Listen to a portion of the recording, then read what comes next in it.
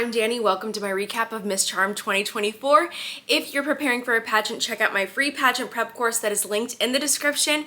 And if you enjoy content like this, please be sure to subscribe, hit that notifications button, and check out memberships if you want access to exclusive content. The interesting thing I think about this show is that a lot of people were looking to Charm as an alternative to Miss Universe. And I believe Charm announced that they were going to create a pageant pre-pandemic.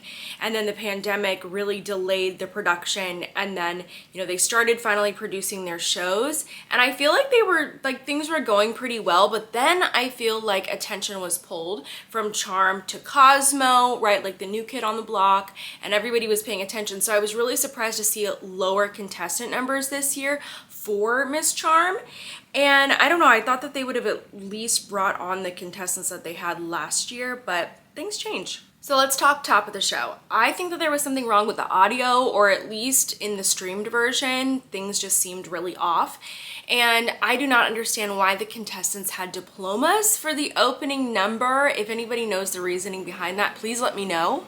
I definitely preferred the opening number production of last year versus this year. I do feel like the opening dance, partially because of the staging, was a little bit messy this year. And also, I thought that the introduction choreography was messy as well when the contestants shared their name and their country.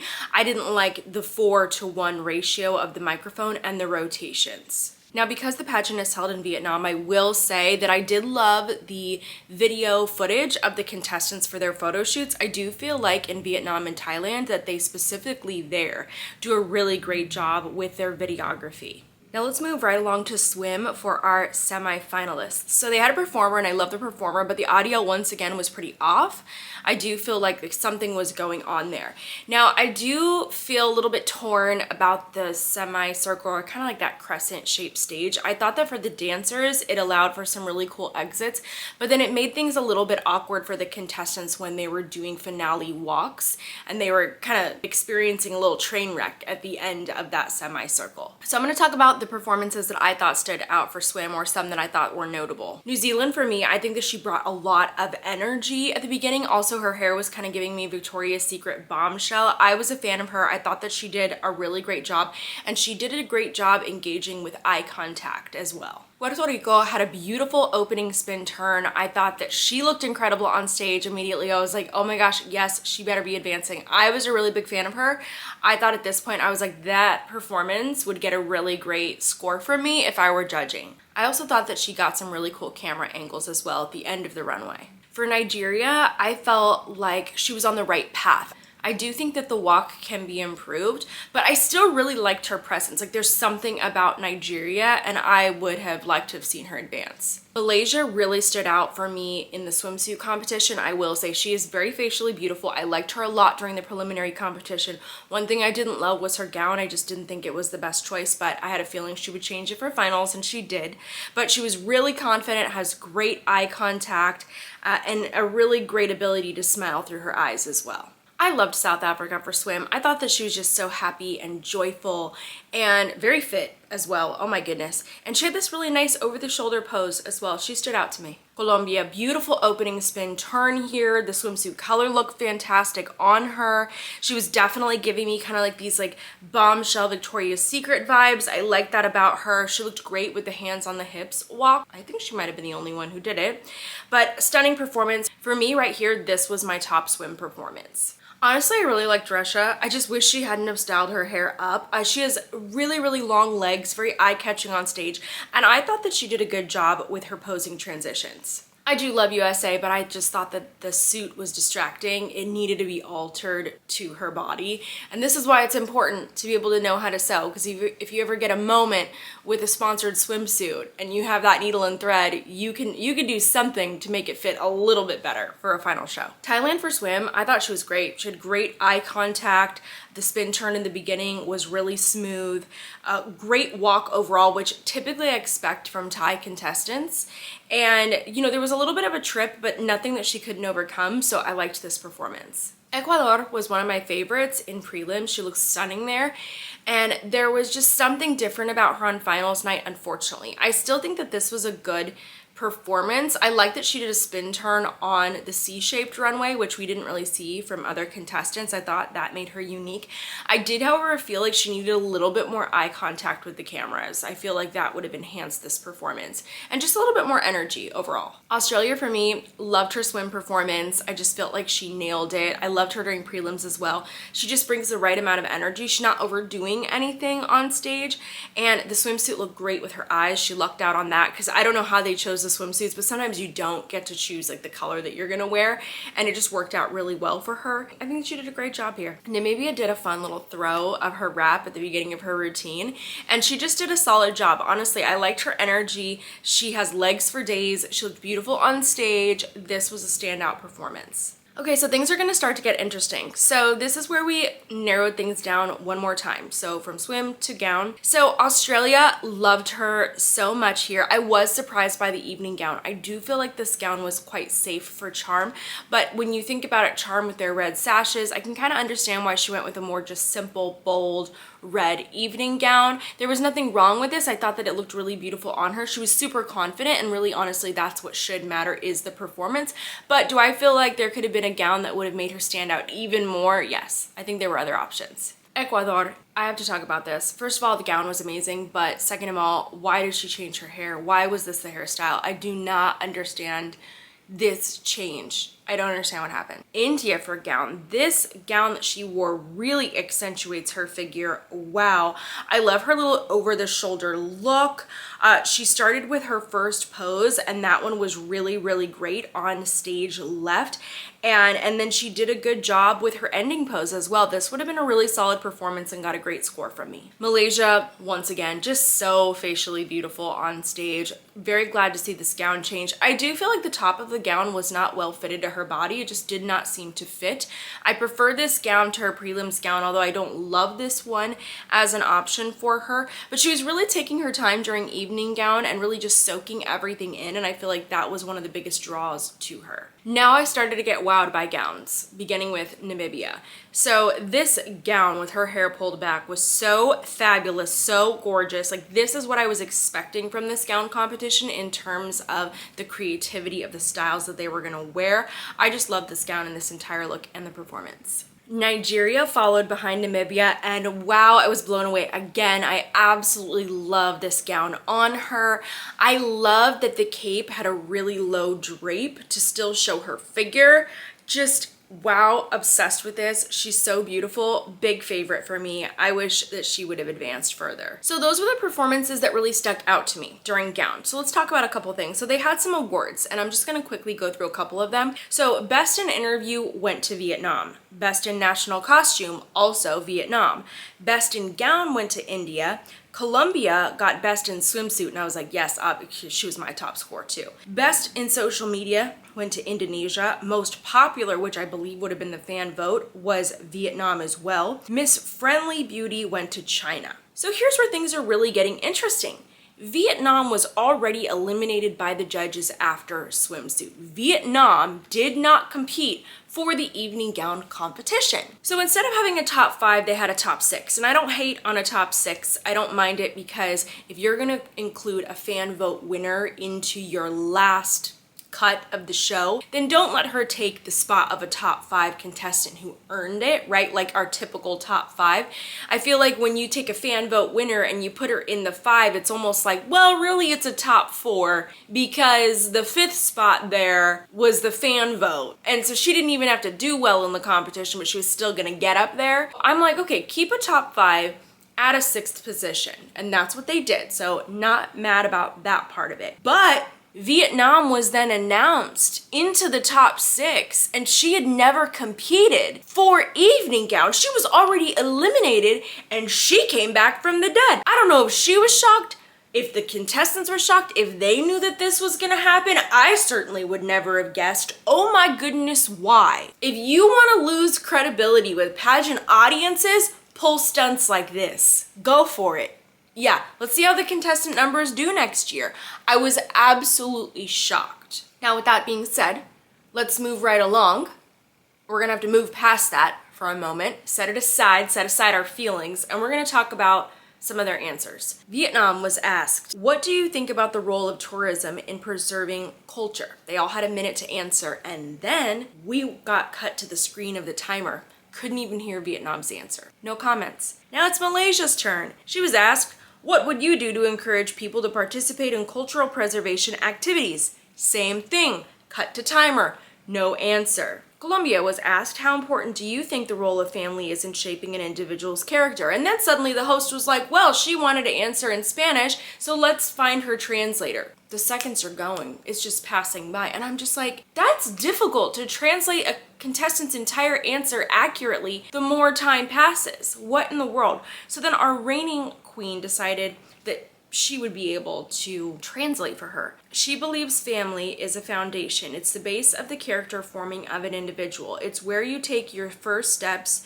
you learn your mistakes and your first lessons, and that is the base and foundation of an evolving individual. I think it's okay, it's a safe answer, but does it really answer the question of how important do you think the role of family is in shaping an individual's character? Of little importance, very important.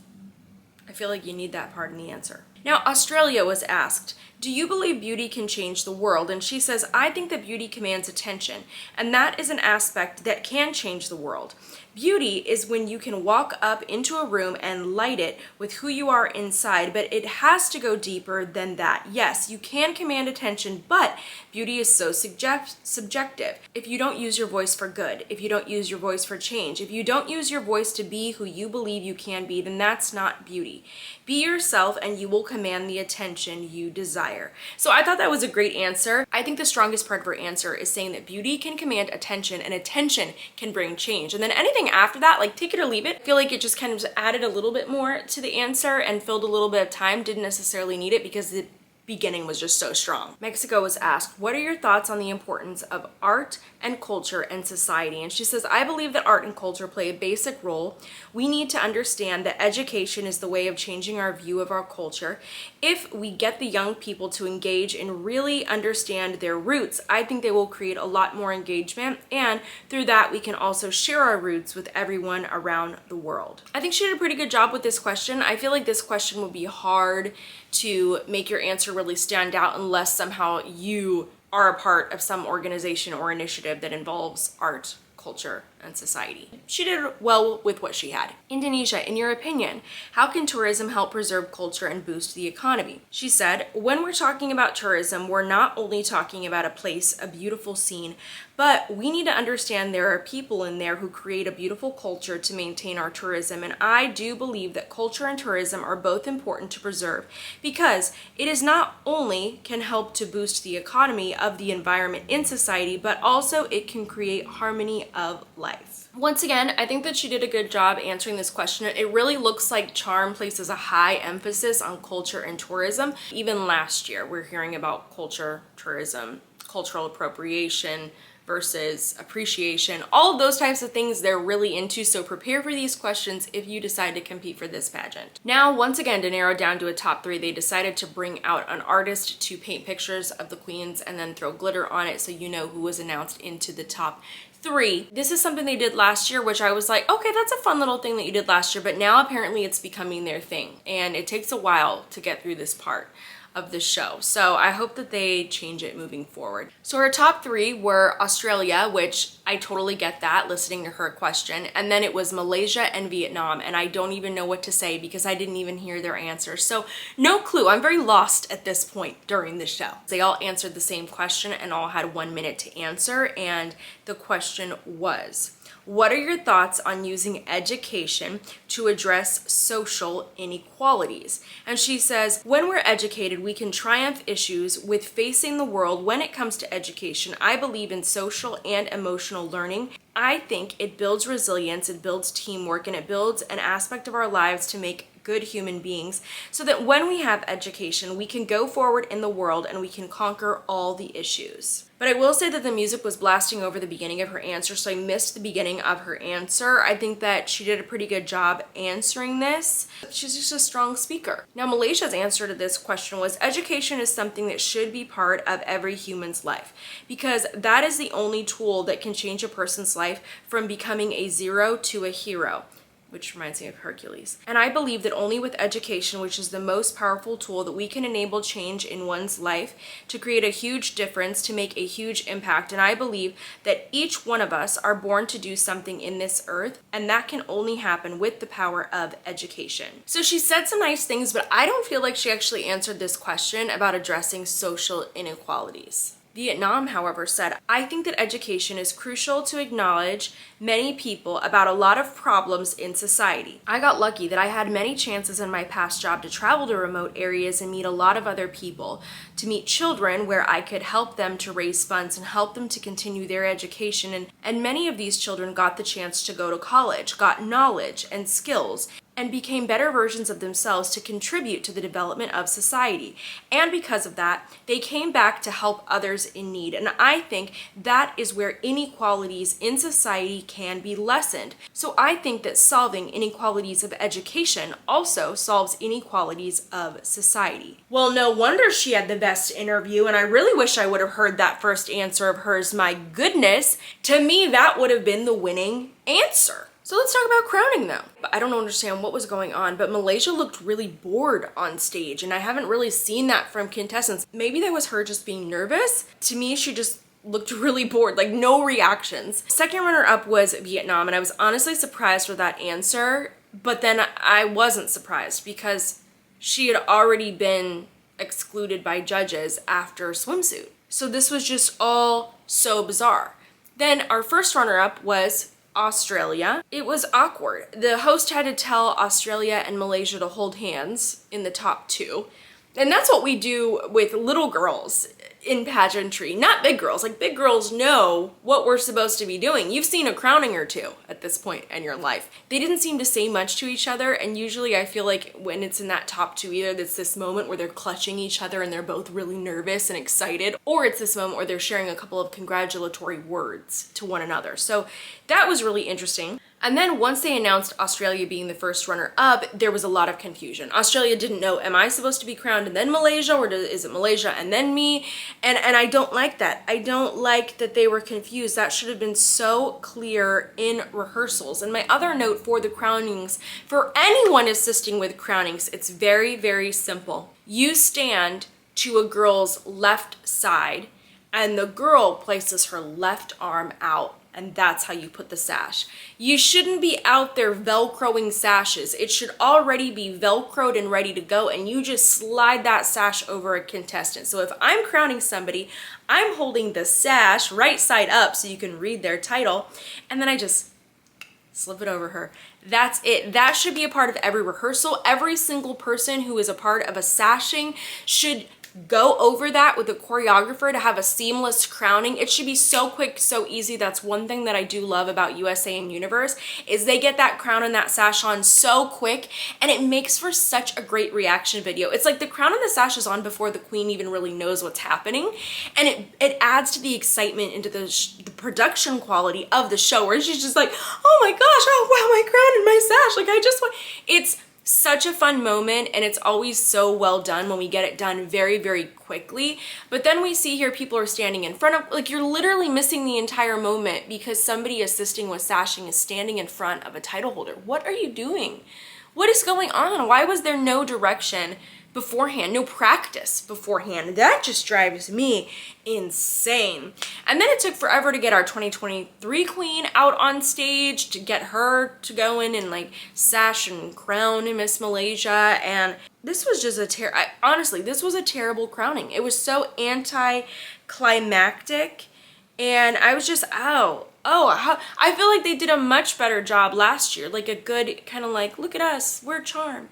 And the other thing I will note about this pageant, because it's like, I feel like when these pageants start, they're always trying to find their identity, like what makes them different and what type of title holders do they crown. And I will say for gown, I was really surprised. A lot of the contestants didn't really move their face at all. And that's more of something we see in youth pageantry, because it's easy. It's like we work our way up, right? Like a baby learns to crawl before they learn to walk, before they learn to run. Same thing in pageantry. So with our little ones, we're just trying to get them to stand up straight and smile most of the time. We're not worried about facial expression changes. We're not there yet. And I will say it was interesting to see that a lot of the contestants, specifically for gown, seem to just have a frozen facial expression. And I'm like, is that gonna be Charm's thing? Where it's like no facial expression changes? Just doll-like? That could be their thing. I don't know. Time will tell, but it was something that I noticed for evening gown. So that's my recap of Miss Charm. I honestly feel like they took a couple steps back this year with their production. I do think last year's was better. I do think that there's room to still pick it up for next year though, and that's what I hope to see.